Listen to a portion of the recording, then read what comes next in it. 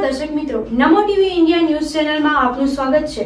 આપની સાથે હું છું દેવાંશી પંડ્યા। તો દર્શક મિત્રો, આવો જોઈએ આજના સમાચાર। સૌ પત્રકાર મિત્રોનું સ્વાગત છે।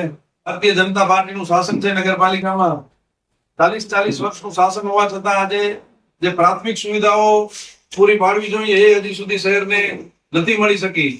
આ લોકો અવારનવાર એમ કહેતા હોય છે કે 56 કિલોમીટરમાં શહેર વિકસી ગયો, 56 કિલોમીટરમાં શહેર વિકસી ગયો, પરંતુ 56 કિલોમીટરના શહેર વિકસેલા શહેરમાં આજની તારીખે સિટી બસની સુવિધા ઉપલબ્ધ નથી। છેલ્લા ઘણા વર્ષોથી સિટી બસ બંધ છે।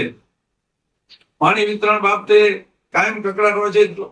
ઉનાળો હજી શરૂ થાય એના પહેલા પાણીની વ્યવસ્થા નથી હોતી। કોઈ નર્મદા સિવાયની કોઈ વૈકલ્પિક વ્યવસ્થા પાણી માટેની ભુજ નગરપાલિકાએ હજી સુધી ઊભી કરી નથી, જેનાથી ક્યારેક નર્મદામાં પંચર પડે લાઈનમાં 2-4 દિવસનો, ભુજમાં 8 દિવસ સુધી પાણી નથી મળતું।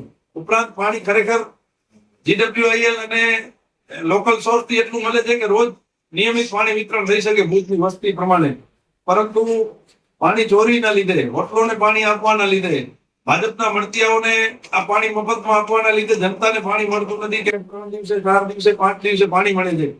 આવી પરિસ્થિતિ છે। કૃષ્ણાજી પુલ આપણે જોઈ લઈએ, છેલ્લા 4 વર્ષથી બંધ છે। આમાં કોઈ રોકેટ સાયન્સની જરૂર નથી।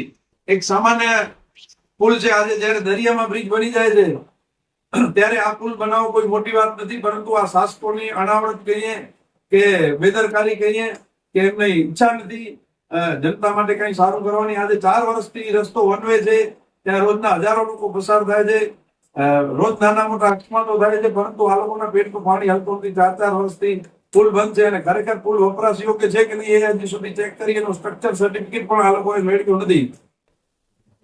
રસ્તાઓની આપણે વાત કરીએ તો ભુજમાં એવા ઘણી જગ્યાઓ છે કે જ્યાં વફાદાર લોકો રહે છે, ભાજપના નેતાઓ રહે છે, ત્યાં 2-3 વર્ષે જરૂર ન હોય છતાં રસ્તો બનશે, ફરીથી એના ઉપર ઇન્ટરલોક પડશે, ત્યાં રોડ લાઇટો બનશે, નવા રસ્તાઓના નામ આપી એને સુશોભન કરાશે લાખો કરોડોના ખર્ચે, પરંતુ બીજા અનેક વિસ્તાર એવા છે જ્યાં હજી રોડ લાઇટોની સગવડ નથી, જ્યાં હજી રસ્તા નથી બન્યા પાણીવાળાની અંદર કે તમે 2 વ્હીલર લઈને પણ નથી જઈ શકતા। એની જગ્યાએ સરકાર પાસે વ્યવસ્થિત જગ્યા લઈ અને ત્યાં નવી શાક માર્કેટ બનાવવામાં આવે, જેનાથી આ ટ્રાફિકનો પ્રશ્નનો હલ થાય અને ફેરિયાઓને જે તકલીફ પડે છે પોલીસની, એ બધામાંથી પણ માર્ગદર્શન મળે। ફૂટપાથો ઉપરથી દબાણ દૂર કરી ફેરિયાઓ માટે હોકર્સ ઝોન બનાવવામાં આવશે। હમીસર તળાવમાં જે ગટરનું પાણી આવે છે ત્યાંથી તમે જો આયાનગરથી પાણી આવે છે, ગટરનો ભાનુશાલી નગર પાસે જે પાણીનો વેણ છે ત્યાં કાયમી ગટરનું પાણી ભરેલું છે, એ બંધ કરી હમીસરને સ્વચ્છ પાણીથી ભરવામાં આવશે। વરસાદી પાણી પર જે દબાણો છે, વરસાદી પાણીના વેણ પર જે દબાણો છે હાલમાં, એને આઈડેન્ટિફાઈ કરી દૂર કરી વરસાદી પાણી ભરાવાનો જે પ્રશ્ન સમગ્ર શહેરમાં સર્જાય છે એનામાંથી મુક્તિ આપવામાં આવશે। સ્પોર્ટ સંકુલનું નિર્માણ કરી ત્યાં જીમ બનાવી યુવાનો માટે રાત દરે જીમની સગવડ ઊભી કરવામાં આવશે। શહેરના પ્રબુદ્ધ તથા બુદ્ધિજીવી નાગરિકોની સમિતિ બનાવી નગરપાલિકાના વહીવટ માટે તેમનું માર્ગદર્શન મેળવવામાં આવશે। ટ્રાફિક જાગૃતિના અભિયાન ચલાવી અત્યારે આપણે જોઈએ છે લોકોમાં ટ્રાફિક સેન્સનો બહુ અભાવ છે, એના લીધે ટ્રાફિકના પ્રશ્નો સર્જાય છે। નગરપાલિકા દ્વારા શહેરના વિવિધ વિસ્તારમાં ટ્રાફિક જાગૃતિ અભિયાન ચલાવી એના માટેના નાટકો રજૂ કરાવી લોકોને ટ્રાફિક અંગે જાગૃત કરી ટ્રાફિક સમસ્યાના હલ લાવવામાં આવશે। શહેરના વિવિધ વિસ્તારોમાં ફરિયાદ પેટી, સૂચન પેટી રાખવામાં આવશે, જેનાથી લોકોને પોતાની પ્રશ્નો બાબતે રજૂઆત કરી શકે છે પોતાની ઓળખ જાહેર કર્યા વગર।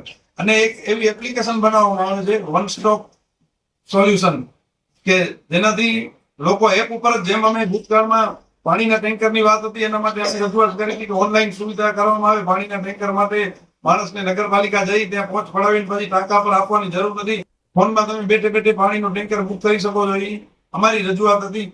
એનાથી એ થયું છે। એવી જ રીતે તમામ પ્રશ્નોના સમાધાન માટે એક એપ્લિકેશન, જેનાથી ઓનલાઈન જ તમે ફરિયાદ નોંધાવી શકો, ઓનલાઈન ટેક્સ ભરી શકો કે તમારે નગરપાલિકામાં ગયા વગર ક્યાંય સિંગલ વિન્ડો સિસ્ટમ પણ નહીં, પરંતુ ઘર બેઠે તમે આ બધા પ્રશ્નોનું નિરાકરણ કરી શકો છો। એડવાન્સ ટેક્સ ભરવા પર જનતાને રાહત આપવામાં આવશે અને ચડક ટેક્સ પર વ્યાજ માફી આપવામાં આવશે। આમ અમે અમારી નગરપાલિકા બનતા વિવિધ મુદ્દા સાથે લોકોના પ્રશ્નોના સમાધાન લાવીશું અને આ મુદ્દા લઈને અમે ચૂંટણીમાં જનતા વચ્ચે જવાના છીએ। તો દર્શક મિત્રો, આ હતા આજના સમાચાર। ફરી મળીશું નવા સમાચારો સાથે, ત્યાં સુધી રજા આપશો। નમસ્કાર।